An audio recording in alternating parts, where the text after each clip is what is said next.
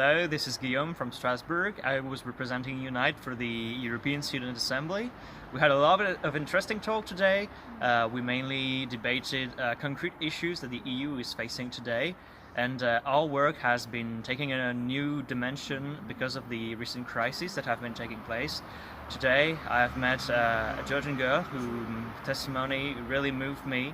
Her friends are fleeing their country right now, and I hope that the conclusions of our debate, which call for a more sovereign, united European Union that offers more involvement to its youth, will help solve and pave the way to a global world where we can live free from such crises. I hope that Unite can do everything they can to help move our cause forward, and I'll be looking into the developments of this initiative. And I was really grateful for the great event we've had these couple of days.